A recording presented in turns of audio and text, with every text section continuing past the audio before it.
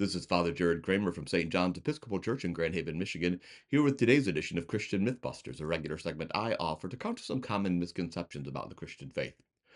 Earlier this week, I joined a rapid response to ICE training in Grand Haven.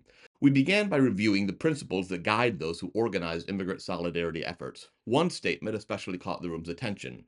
We reject the legality of ICE and the current immigration enforcement system.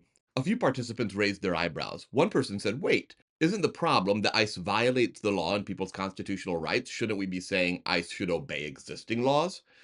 The trainers acknowledged that concern, but explained that their stance goes deeper. They believe the entire legal framework, how we criminalize migration, how ICE operates with minimal accountability, is itself unjust and must be rejected on moral grounds. That conversation has stayed with me, especially as I read about protests in Chicago last week, where clergy and community members stood in the street to demand justice. One pastor was struck by a pepper ball as police moved in on demonstrators.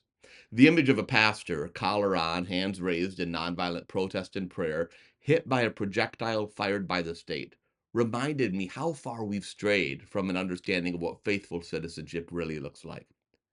Many people assume Christians are supposed to be law-abiding citizens. Romans 13 gets quoted a lot. Let every person be subject to the governing authorities. Some use that verse to suggest obedience to civil law is a Christian virtue.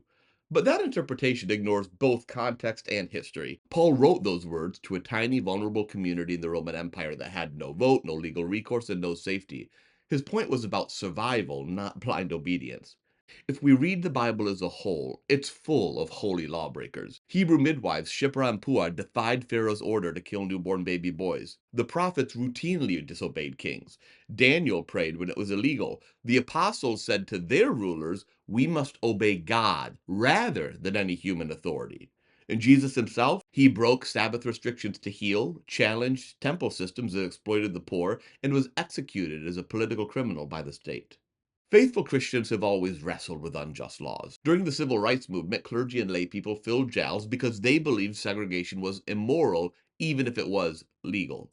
Dr. Martin Luther King Jr. from his Birmingham jail cell wrote that one has a moral responsibility to disobey unjust laws, defining justice by whether a law uplifts or degrades human personality. That's why the training's rejection of ICE's legality struck me, not as problematic, but as profoundly Christian. Our immigration system didn't always treat border crossing as a crime. It was once a civil matter. It wasn't even a crime 100 years ago.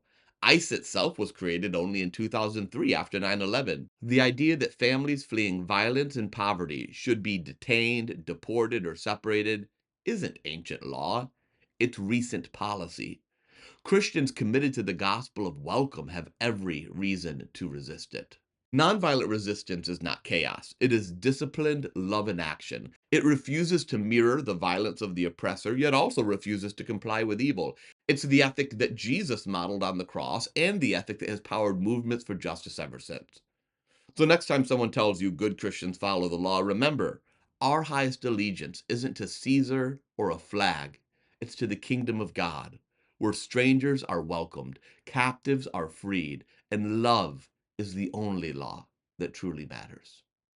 Thanks for being with me. To find out more about my parish, you can go to sjegh.com. Until next time, remember, protest like Jesus, love recklessly, and live your faith out in a community that accepts you, but also challenges you to be better tomorrow than you are today.